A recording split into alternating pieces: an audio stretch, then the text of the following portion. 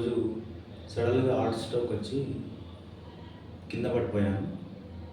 పడిపోయిన తర్వాత మా బంధువులు వచ్చేసి మహబూబ్ నగర్లోని ప్రణయ్ హాస్పిటల్కి తీసుకొచ్చారు.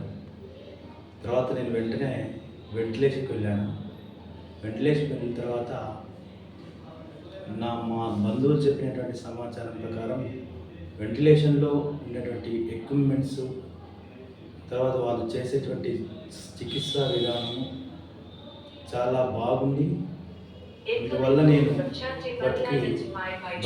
బయలుగలిగాను. చాలా ట్రీట్మెంట్ అనేటువంటిది ఈ హాస్పిటల్లో చాలా కర్తవ్య శుద్ధితో నిర్వహిస్తున్నారు.